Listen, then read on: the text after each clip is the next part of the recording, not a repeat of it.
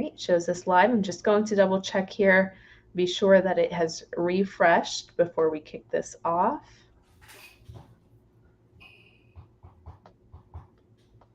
Great, it just has. Let me share this out quickly.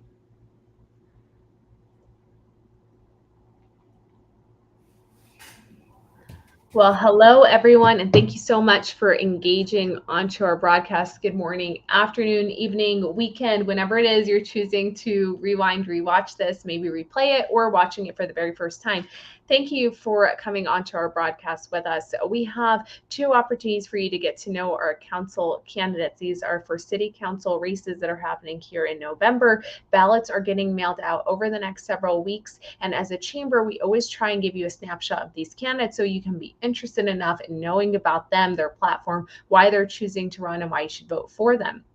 This is, of course, the candidate interviews. These are one-on-one in nature. They're randomized questions. They don't even know what the questions are. Some of them I develop as they're answering a question for me. Some of them I've looked up and just chosen to ask them. But this is their way of answering it more genuinely out to the audience without truly knowing what they are. And outside of these candidate interviews, there are candidate forums. The candidate forums are next Thursday, the 19th, which will be held over at City Hall. They will be recorded, so if you can't make it in person, you can still rewatch it, but we do hope that you come out and get a chance to see these candidates in person. Main difference between the two is the name says it all. There's an interview component, which is one-on-one by nature. There's a forum component, which is more of the traditional, we ask a question that's answered by all the candidates. They're rapid fire. We want them to be answering it immediately without really developing a response to it, because we really need to know where these candidates are coming from, what their genuine kind of thoughts are, and ways that they would address things that come to them almost immediately and instantaneously. That being said, all the campaigns have been invited. Anyone who's not either on here today or with us next week does not mean they weren't invited. They were invited. If they're unable to make it, that's why they were not able to be on here with us. So just so you know, we do try and be as fair as possible. The questions are not provided to them in advance. We'll try and change the questions from one broadcast to the next, and maybe keep one or two that are pretty consistent for you to get to know them. With that, I'll move into asking Jeff to share with us the ways that he's already been plugged in the community. Well, I'm first of all a Denver native. I grew up in Denver. I grew up in West Denver, went to college in Denver. I am a 30 plus year city resident. I've lived here for over 30 years with my wife.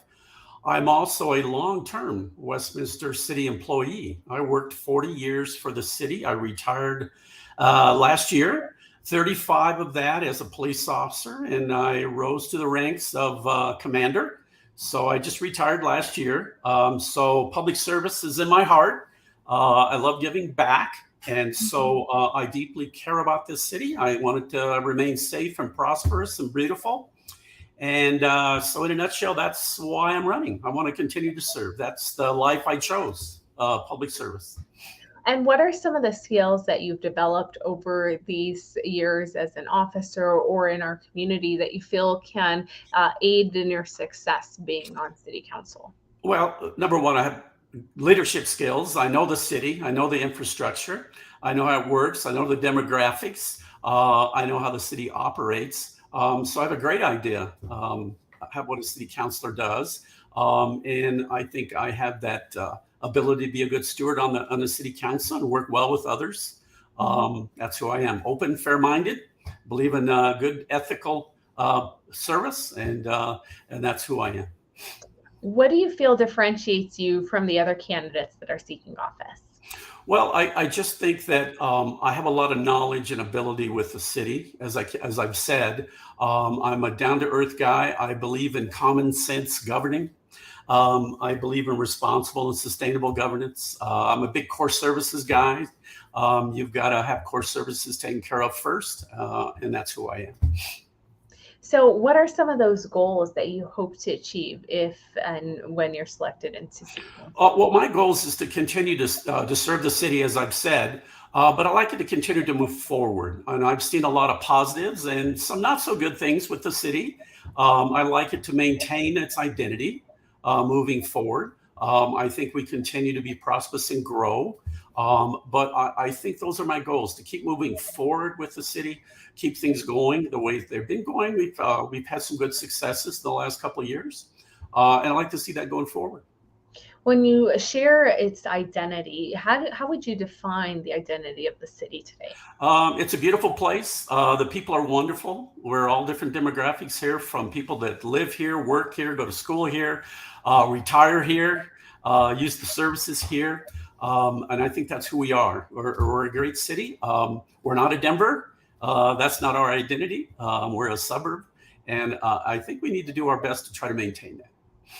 Can you tell me about a time that you've dealt with an angry community member or resident and how you handled that? Well, you have to understand, I had 35 years of public service, so there's probably not just one time I can tell you. I've been able to handle a lot of different individuals in the city, from both positive to negative.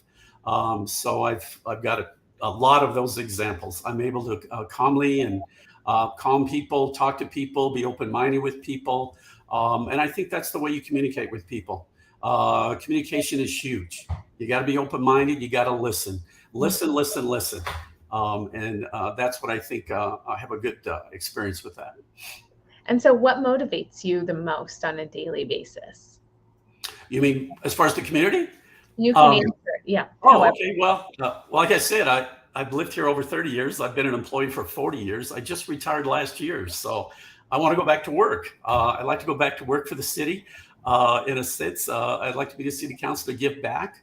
I haven't finished. This is in my heart, serving. I'm a public servant. So I'll ask you if you have a strength to share that, and if you have a weakness to also share that. Well, I think we all have weaknesses. I think we all have things that we can improve on. I think my positive is that I'm an open, caring guy. Like I said, I'm willing to listen. I'm a pretty ethical guy. I'm pretty humble. And that's what I like to bring to the council. So you are 3 years out from being in office and everything. What does the journey or the past few years look like in terms of the things that you've been able to contribute to? Or is there an interest to continue to serve and achieve more? Or will that kind of parlay and develop based on how you felt you've achieved the things that you've gone in to do? Thank you for that question. Great question. I've walked like my door hangers have hit 15,000 homes now. So we've done a lot of walking. And one of the things I've heard is that we've had several city councilors that, they in it a couple of years and now they want to move to a bigger, higher office in the state. We've had one recently do that, didn't make it 2 years before he announced that. I'm in it for the 4 years. I'm not in it for a higher office. I'm in it for this city, and I'm grounded in this city. I've shown that. And that's where I will be 3 years from now, 4 years from now, is still a city councilor for the city and working for citizens. So I'll ask you one more question, and it may be the final one, kind of depending on how you answer it. But there's been a common phrase that's been thrown out a lot over these candidate interviews, and I've been doing this since 10 o'clock, but it's common sense. From your perspective, how do you define that phrase or that term, common sense, when and you can be as descriptive as you would like to in answering that? Well, I think common sense is what's the best for the citizens. We have more than just a few citizens. We have a lot. And so it's common sense what's going to make best for the whole. Good, sustainable, common sense, responsible decisions. That's what I believe that is. That's what common sense is. Listening, coming to a good conclusion, getting all the facts, what's the positives, the negatives, and making a good common sense decisions. If you had less than 10 seconds to tell me what someone thought of you, or previous colleague, previous friend, or someone in your current network, what would that be? Good, caring guy, wants to give back. Okay. Well, thank you so much, Jeff. I hate to cut us a little bit short, if you'll allow me to cut us off, because we're already so close to the 10-minute mark. Okay. For those of you that are tuned in, we'll be back, of course, next Thursday with these candidates. We want to, of course, push you in learning more about them, learning more about their candidacy, visit their campaign page, read the literature that they leave when they're out knocking doors, and come out in person if you can to that forum next week. And the rest of your day, I hope you have a smooth sailing, Jeff. And for those that you are tuned in, of course, refresh this page as we'll be coming back to you with another candidate. Have a great day. Thank you. Thank you.